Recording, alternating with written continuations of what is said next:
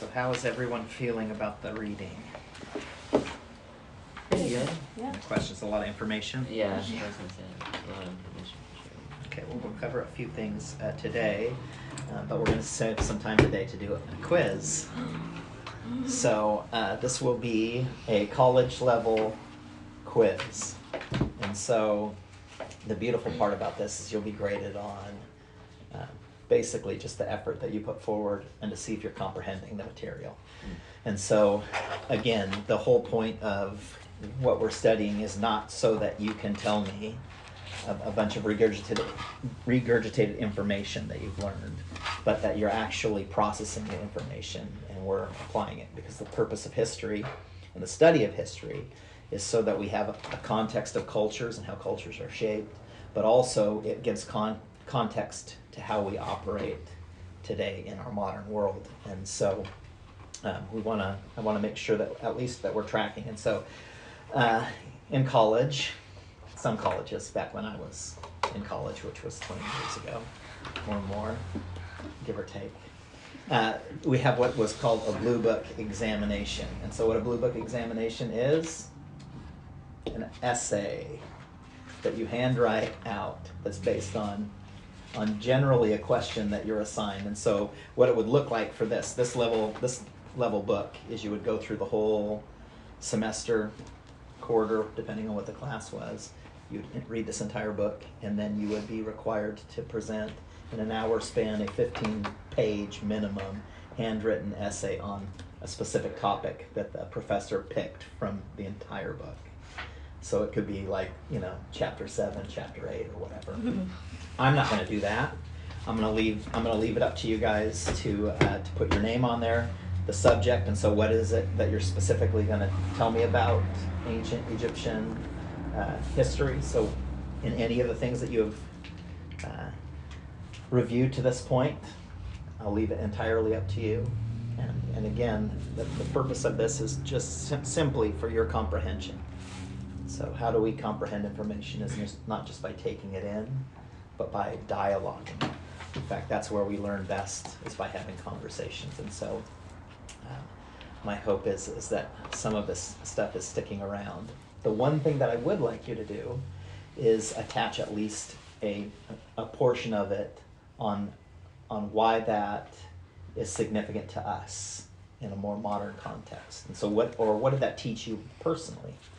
So if you're talking about pyramids or whatever, why was that significant to you? But before we do that, let's jump into today's topic. So first, next week. So my goal is always to change up the teaching style so we're not doing the same things all the time. And so next week I have shared, and please check your emails for a Google Doc that's pretty much blank. In it you will find that we're going to be reading chapter 6, which is the first part of part 2, the first chapter of part 2. And in there you will be required to come up with a vocabulary word. So a word that kind of stands out to you, maybe that you didn't know, and then a comprehension question. And so basically you guys are going to be doing the work of teaching next week again, where you have your question that you want answered or that you're going to do your best to answer for the group. And so it's kind of one of those things that we'll see when you jump in there, first come, first serve. So if you're the first person on there and you pick up the question, that means that somebody else can't have that same question or the same word or whatever, so that we can have a little bit more dialogue in there. And so again, the purpose of this style of teaching is for you guys to do as we've talked about, like practice learning and asking questions and reflecting on what stood out to you and what was important to you. And again, reflecting on why was that important to you? Why do you feel like that was highlighted? Because again, the goal is not for me to give you questions that seem good and then answer them and then move on. But I would rather spend our time discussing things that come up for you guys, that you guys think are interesting, have questions about, and that we can have a little bit more course of dialogue in. Because you certainly don't need to have another class where you're getting a lecture about information. That will do you little good. So, jumping into the second part here, we have chapters 3, 4, and 5. So instead of just jumping in directly to the questions that are here, was there anything that you guys noticed in your reading that stood out that you wanted to discuss? I did. Okay. It says in the second chapter, which would be chapter 4, that they had in the pyramids, they had the coffin closer to the top because it would be closer to heaven. But my question would be, why would they need it closer to heaven since they're going to live in the afterworld in their pyramid? Good question. Thoughts? Let's see if you have your books, if you want to see if you can find it.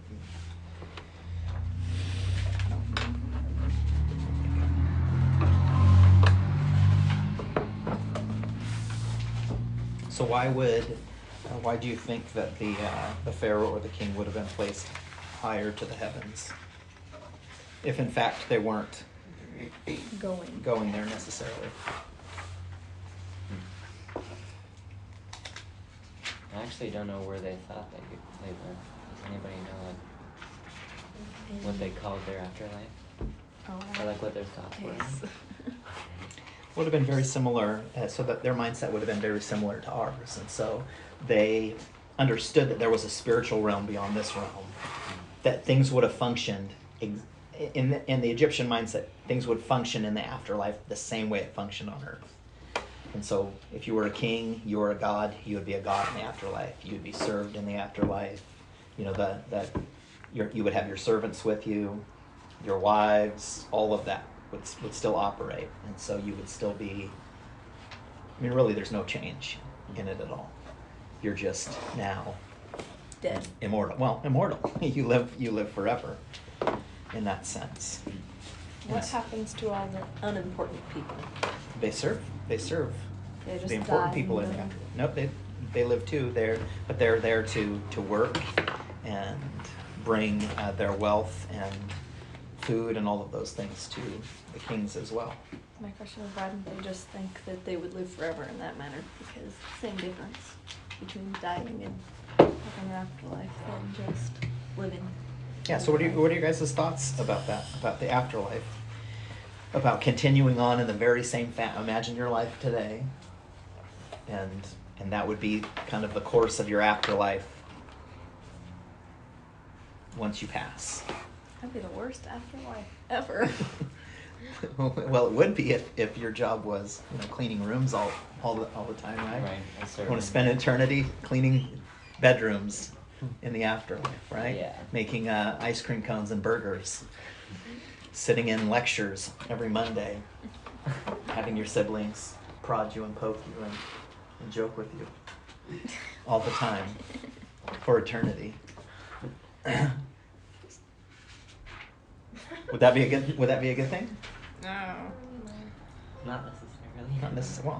Well, I would think in part it probably would be, because I would hazard to guess that currently you guys enjoy your life on some level. Mm-hmm. It's not completely miserable. Nobody wants to die.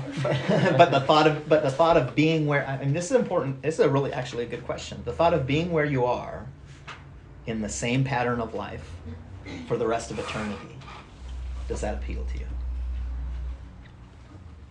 What do you mean? Why not, Esther? Why does that not appeal to you? It's just doing the same, having the same Well- life. Having the same life? Yeah. Kinda. So you like, yeah, hold on. Sorry. Yeah, I want to give Esther a chance because she was shaking her head, and I think she has something to say here. So what about your life? Don't you like the same patterns of? Well, it's not really like that. It's just who wants to live their life doing the same thing always? Like I would want change, and I don't know. It just So what kind of change?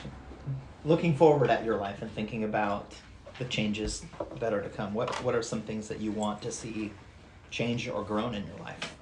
well, I mean, growing and maturing, obviously, and I don't know what they thought of in the afterlife. Like, it's eternity, so how do you grow? And I don't know. It's kind of complicated to think about, but Mhm. it'd just be something that confuses me about it is like what I just said. What do you do with growing and I don't know. Yeah, we are created to have a drive to want to grow, to mature, to move forward. That's why we also have things culturally, right? Like in every culture, there's like the coming of age, the rite of passage. There's like shifts in your life. Like even like in an American understanding, like you guys can think of like ages, right? Like when you turned 13, that was significant, right? Because you're a teenager now. Or when you turn 10, because I'm no longer single digit, right? I'm double digits. That's a big deal. Well, then you get older, you turn 18. Well, because there's that artificial, like, now I'm an adult. Or I turn 21 because now I can drink alcohol or whatever.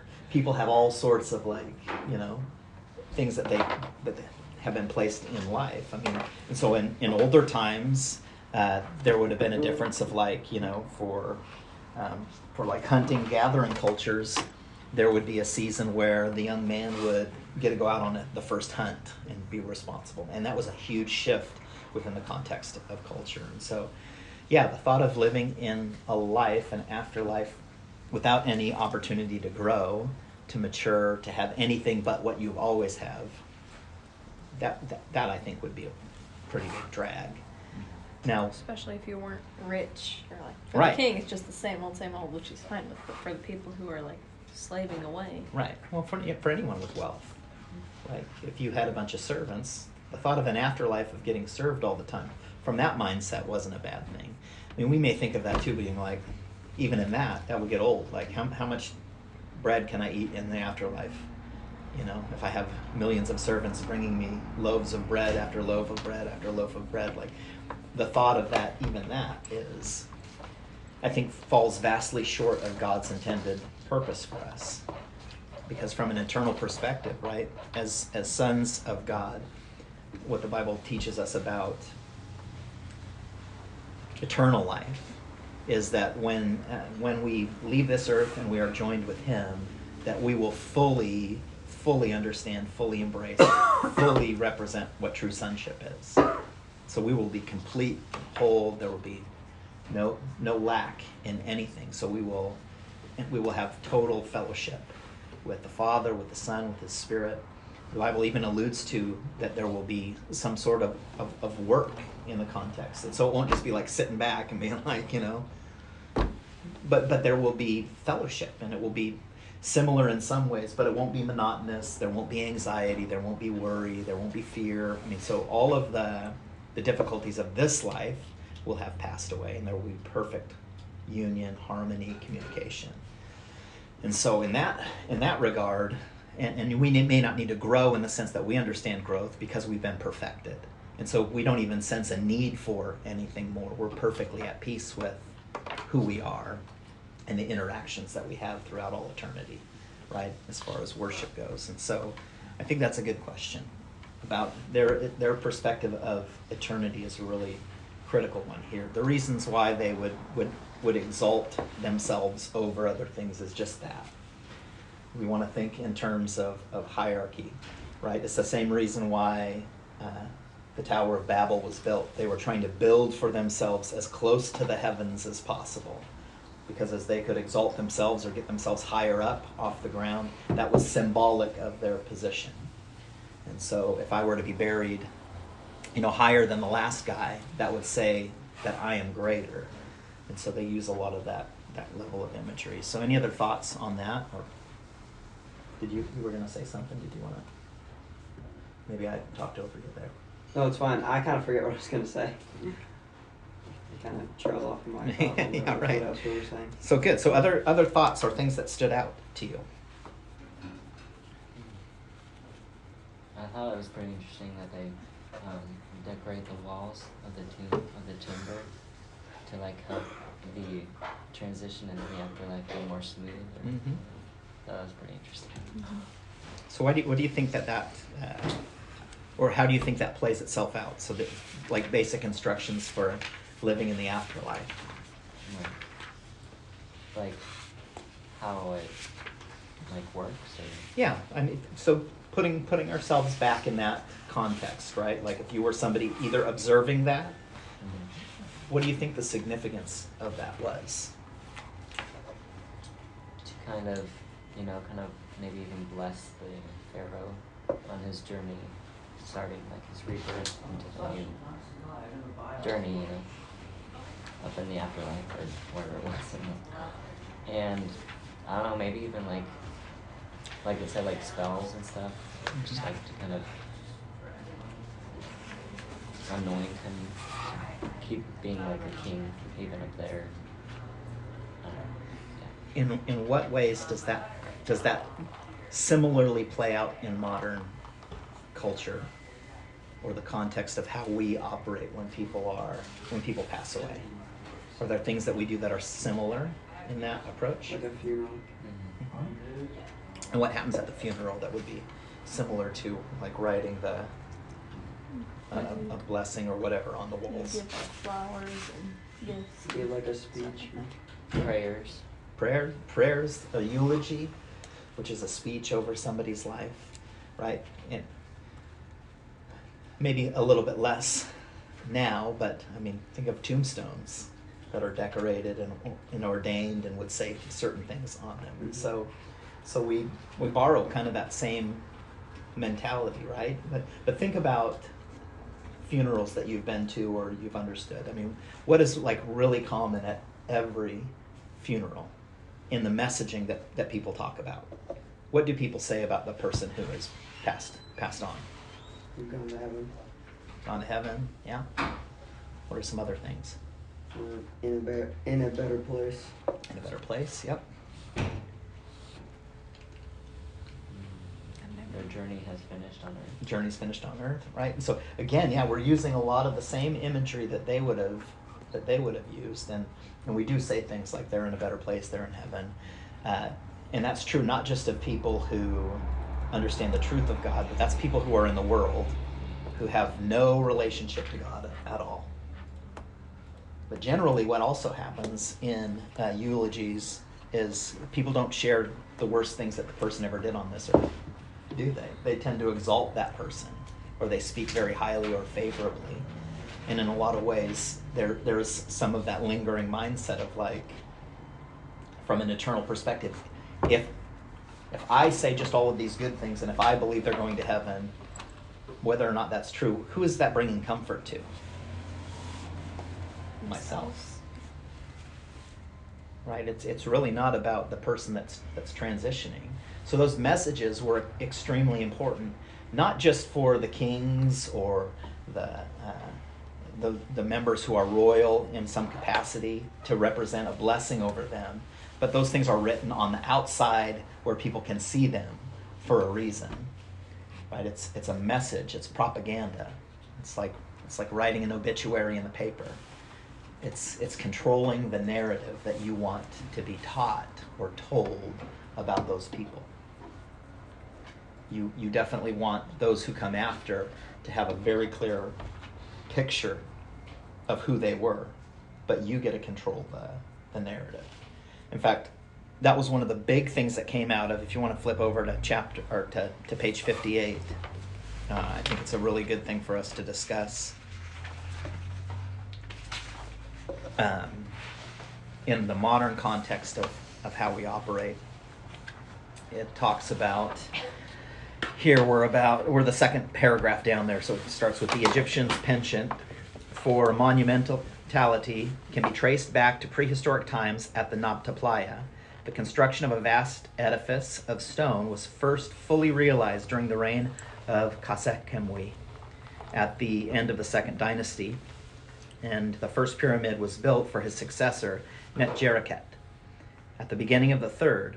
But the advent of the true geometrical pyramid during the reign of Sneferu, first king of the Fourth Dynasty and father of Khufu, marked something quite new. Now, this was one of the questions we had.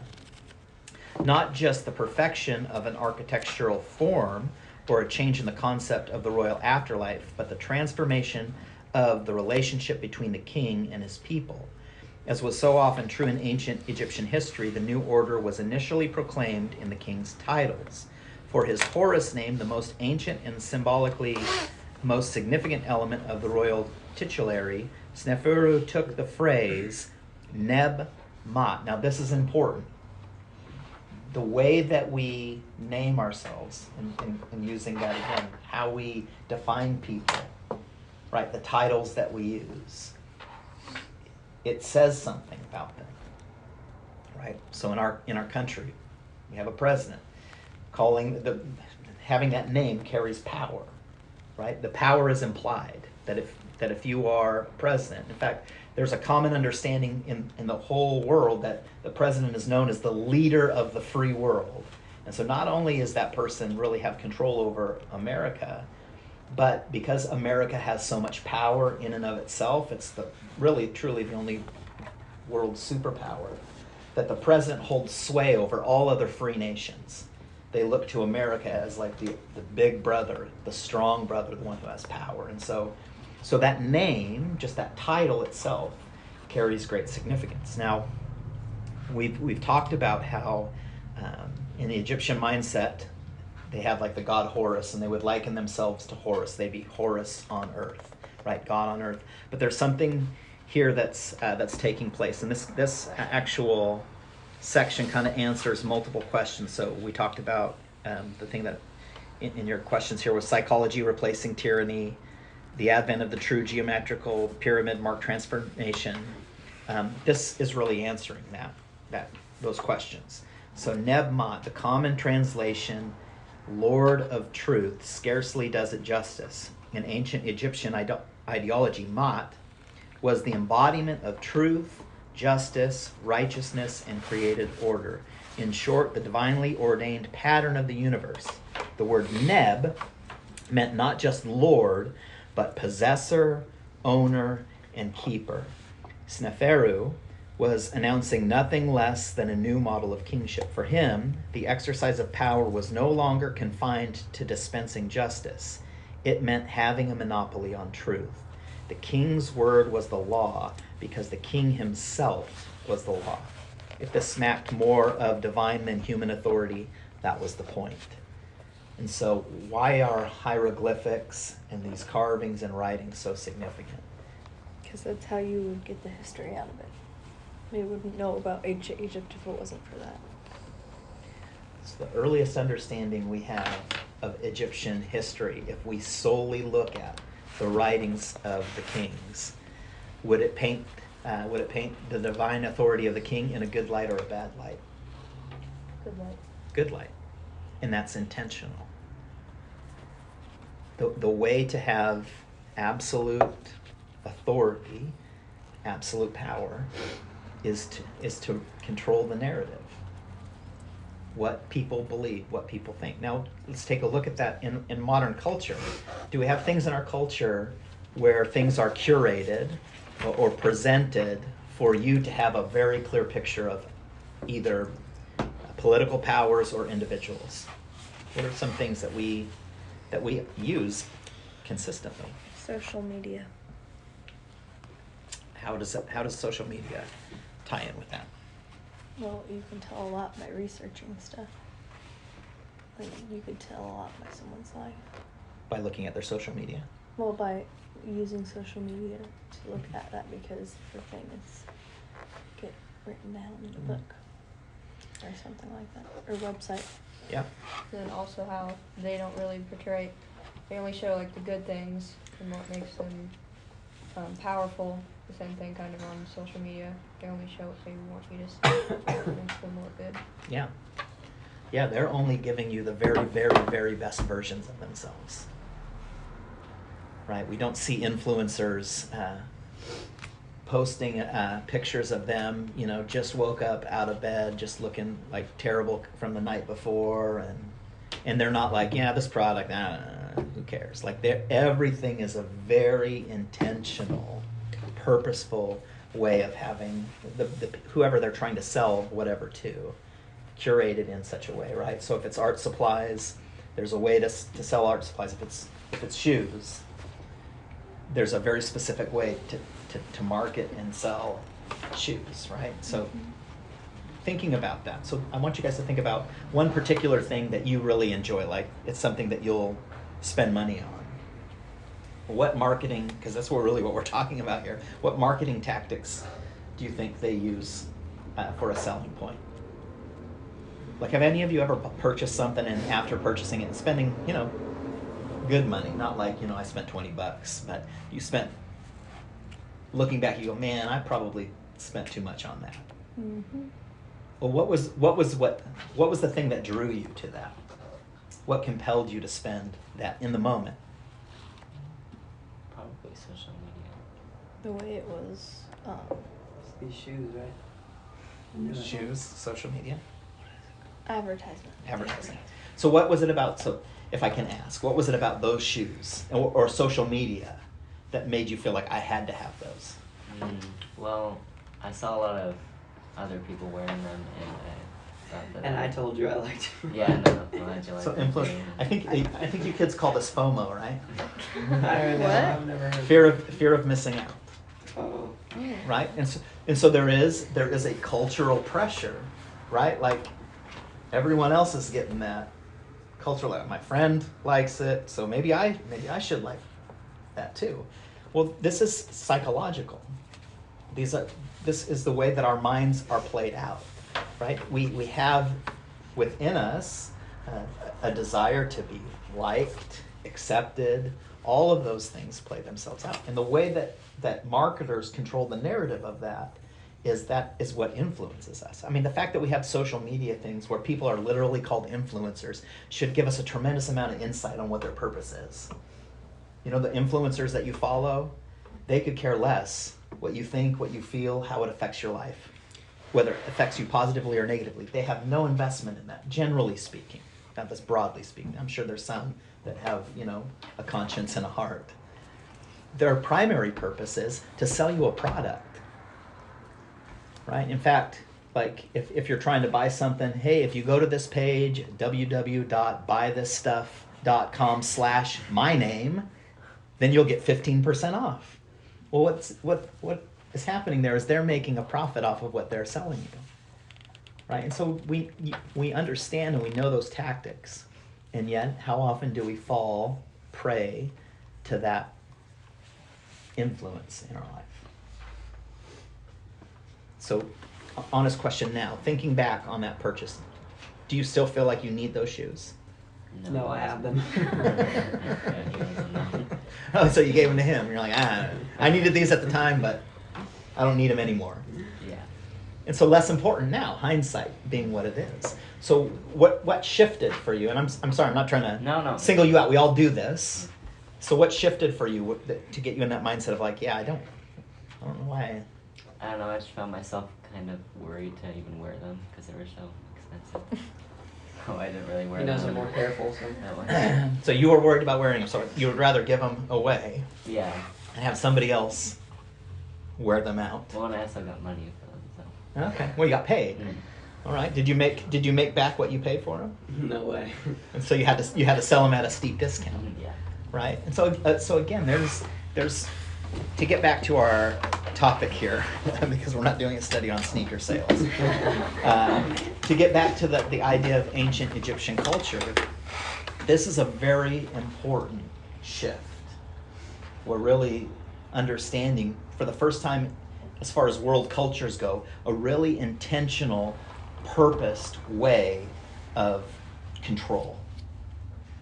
Because again, we talked about this last week, right? It's easy for somebody who is bigger and stronger to control somebody who is weaker. But as the kingdom is growing now, you can't just rule by sheer force or power. Think of this from a biblical understanding. What did Pharaoh worry about when it came to the Egyptians who were in the land before Moses led them in an Exodus? What was his main concern? Didn't take any over. Why? Because of their numbers. Because they're sheer numbers. Yeah, that's at a certain point, right? You have to look at the map and say, there's a lot more Israelites that are in the land than there are Egyptians to defend me. And so what do? We're going to use that sheer power. We're going to put them to service. But it wasn't the physical labor that was the issue.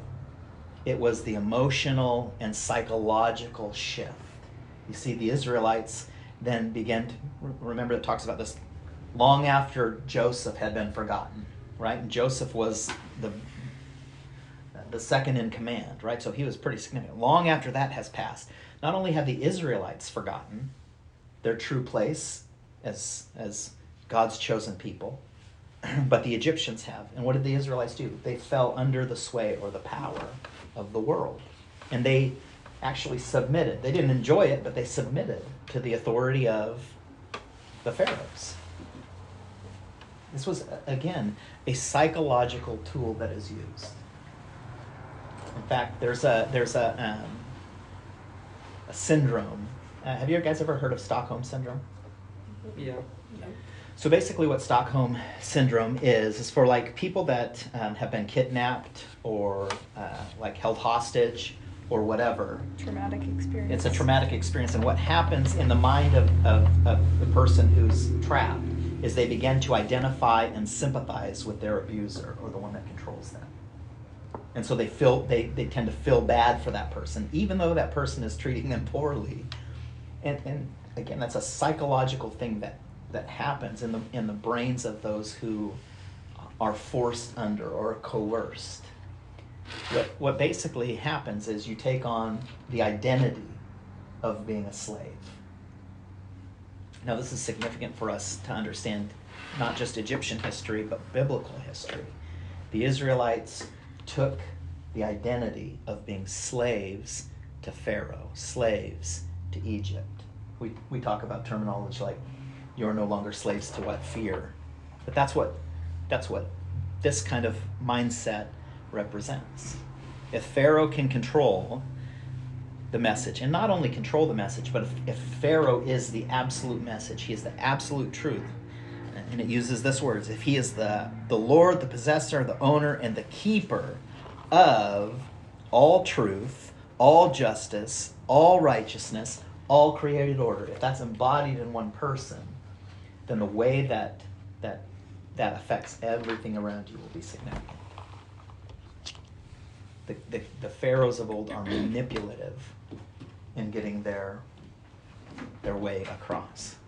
And so now not only do we see historically that yes, the pharaohs had tremendous amount of wealth and they could influence by giving money. They could also influence, as we see in these chapters, by giving out power to people. They can also influence people by simply being bigger and stronger. But now, an even more nefarious enemy has come, and that is manipulation through psychology. That I have fundamentally changed the way that you view yourself and your identity. And again, that's on a lesser level, that's the trap we fall into when it comes to marketing, right? I have to have those shoes. Well, the reality is when we're separated out from the emotion of the moment or the fear of, like, if I don't have these, I might be judged or whatever, right? And again, we can all put something in that, instead of shoes, there's something in us that we've desired or wanted, that when we get to time and a season and space away from it, we can look at it and say, you know, I didn't need that. I wanted them. I thought they would be a good thing. But I think, and this analogy is really good, once I got them, there was more fear and I spent so much money, I don't want them to be ruined. Well, what was the purpose of them? To wear them, to show them off, right? It was a status symbol. But now even the symbol of status is so big, I'm worried that I'm going to diminish them in some form or fashion to the point where now I sell them to my friend at a deep discount. And so you got off pretty lucky, huh? Because you probably had the same thing, like, man, I really want those shoes, but I'm not going to pay full price for them. I'm going to wait until Benji doesn't want him anymore, and then I'm going to start sweet talking him, and I'm going to put on a little marketing scheme and seeing if I can kind of talk him into, like, You fell right in, Benji. yeah, you don't want to wear those things because you get them creased, and you should probably just sell them to me for like $20. Yeah. I feel like it's reasonable. Yeah. Oh my goodness, I don't know. so okay, I'm not trying to open up a debate here or a rift between friends. It's just to point out, again, when we talk about history, and again, as a study of Egypt representing a way of the world, as silly as it is, think about sneaker. Who would have thought ancient Egyptian culture and sneakers have something in common? But again, this is why it's important to study history. Those who forget their history are condemned to repeat it. We live in a society that is wrestling for truth. We have, back in the olden times, right, when newspapers came on the scene, thinking about like just the written word finally being able to be distributed to common man, teaching people to read and write, and then having a written word. A newspaper had tremendous amount of power and influence. Did it matter whether that newspaper was truthful or not? No. It just mattered that it was printed because, again, the people's sensibilities would have been to believe whatever that which was written. Well, now we live in a culture that is saturated with a bunch of different opinions, right? Yeah, I mean, you can find an argument for every side of whatever. And so what humans have been preconditioned to believe is to form their own identity and then to seek out places where that will be affirmed. So if I believe in this particular thing, I'm going to ignore even common, well thought out, articulated points of view that disagree with me, and I'm only going to focus on where I can consume information. Well, this is a spirit right here that we're talking about. The whole idea of Nebmat, the possessor, the owner, the Lord of all truth, of all righteousness, of all goodness, of order. Now, where do we see that same language taught, but from a totally different mindset, because this is the pattern of the world. But where in Scripture do we see something that's similar? What does Jesus say about himself? I am the way, and the truth, and so let's compare and contrast, right? What we're doing. So I'm gonna get excited and have to stand up. What we're doing is we're comparing the attitudes or the mindset of the world, Nebmat, with the attitudes and mindset of Jesus, the way, the truth, and the life. Now notice the messaging is not different, right? Because we could say of Jesus, is it not true that we could say of Jesus that he is not just Lord, but possessor, owner, and keeper of all truth, of all justice, of all righteousness, and created order? We could say that that is true, biblically understanding it. But what is the fundamental difference between Sneferu and Jesus? So the messages are same. the only one is true. Only one is true. And what defines that truth? The motive. Okay? So motive is certainly, a huge part of it.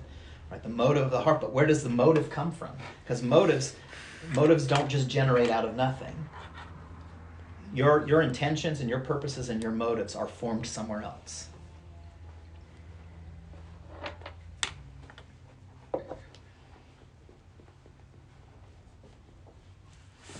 It's an important question. What is the difference? Why do we believe Jesus, who says, I am the way and the truth and the life, and not a Pharaoh, a king of this world, who says, I am the Lord and the possessor and the owner of all truth and righteousness and order? God is for us, and the Pharaoh is for himself. True. So again, that speaks to motive, and that speaks to the desired outcome that they want. But it's born in a deeper place than that.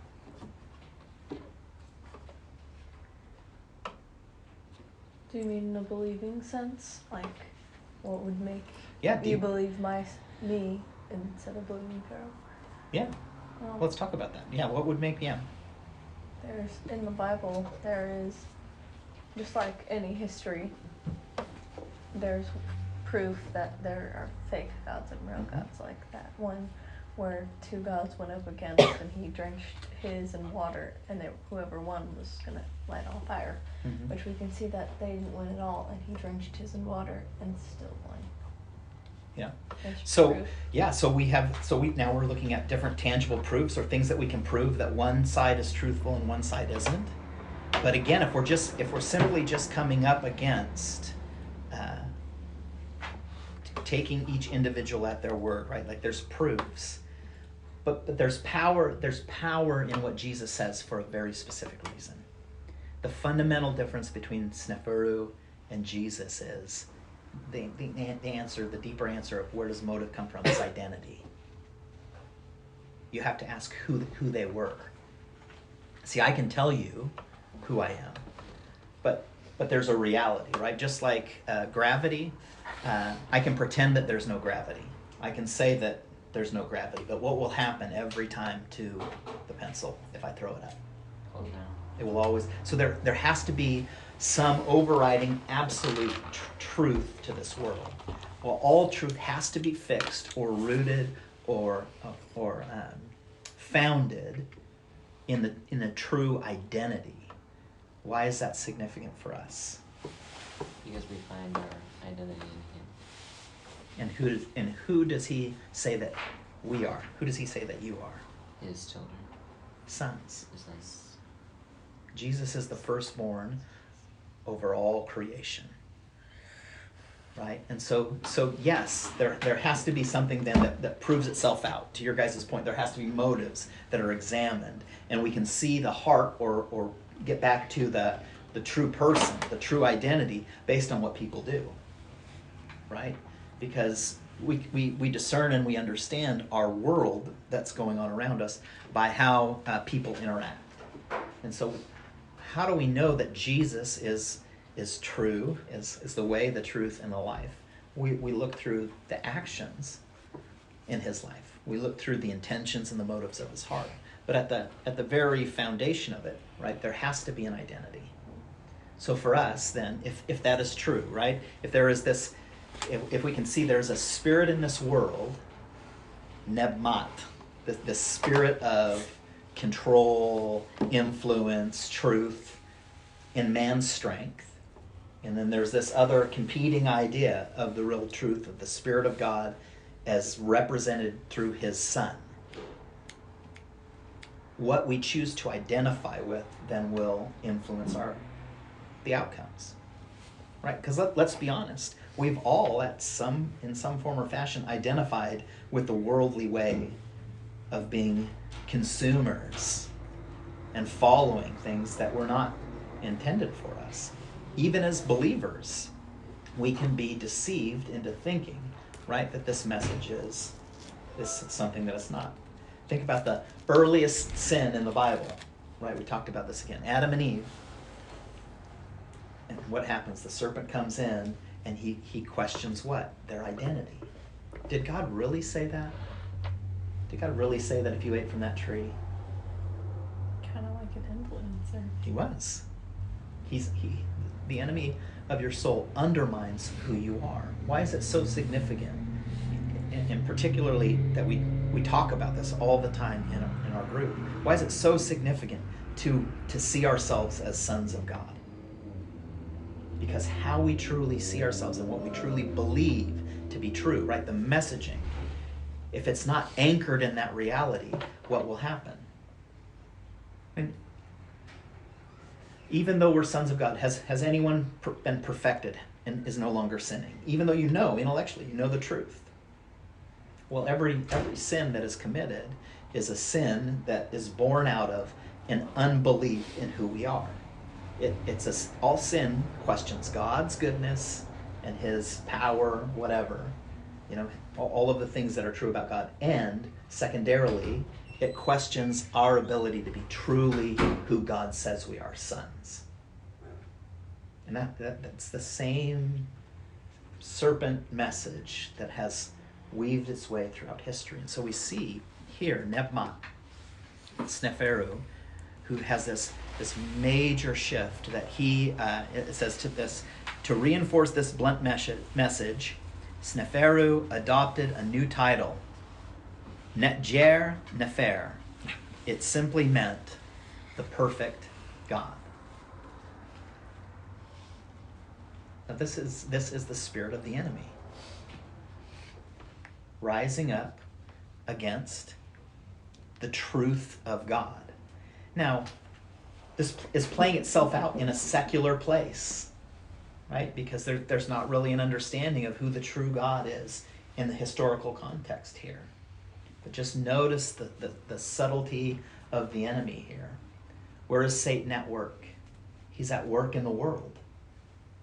And what we see beginning is a collision course that is coming of God's people and really Egyptian culture, which you could say is born out of the worldly mentality of Satan. So God's intended people, God's intended purposes are coming to have a collision course. And what we see when that course collides, we see a group of people who should have represented God faithfully, without wavering. But what did they do? They fell sway to the messaging of Pharaoh. They became dependent upon the ways of the world long after Joseph had died. Hundreds of years later, they had forgotten who they were. So why is this important for us? Because it teaches us and reminds us that the truth, the absolute truth, is important and significant. And what we allow to be filtered through our eyes and our minds and our hearts is significant. So the reason why I asked that, even the question initially, we're going to close here and give you 10 minutes to finish your stress-free writing on your thoughts. It is simply this: the messaging that we allow into our lives and our hearts will and can and will affect how we see ourselves. So how do we combat that spiritual influence from the world? We have to stay tethered and rooted to the truth of who we are.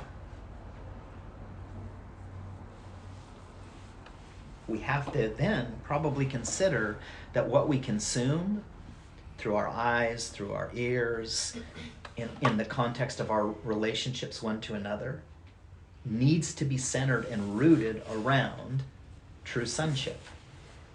Because as soon as we venture away from sonship, we are venturing into something that is radically less. The same voice of the enemy long ago. Did God really say that? Did he really mean that you're sons? I don't think he really means that. I think what you need is you probably need all of these other things. And this is what marketing has taught us, right? I need this, I need that, I need this and that. And Jesus says it this way, that we need to pursue the Father in all of his righteousness, and then what will happen? All these other things will be added. And the message there is to identify yourself as a son. True righteousness is found in sonship. Not because I have the ability to be perfect, but because God is perfect and loving and has commanded that to come forward. And what God is doing in our lives is he's sanctifying us, purifying us, so that one day, and hopefully on this side of eternity, one day we can stand as truly righteous, where our behavior and our conduct will be much more righteous than it is unrighteous. And one day that we will be perfected. But the impression that we get from God's verbiage is that we are his sons. And if we're going to follow the truth, isn't it important to understand the Father's heart for us? That he says you are sons. Is God wrong in that? I wouldn't think so, right? If his truth is absolute. And so then the question is, are we going to live that out? So yeah, go ahead. I just had a thought about the kings. Do you think they would have been, they wanted to bring everything because they were afraid of dying? So they were afraid Very well that could they be. couldn't take anything with them, so they couldn't have anything. Well, it's so they controlled. Do decided you want take to it. do one? Oh, I can. It's up to you. I'm gonna do one if you want to do one. Sure. All right. So you guys have a few minutes. I guess we could probably stop the recording. 10 minutes. And so again, no stress.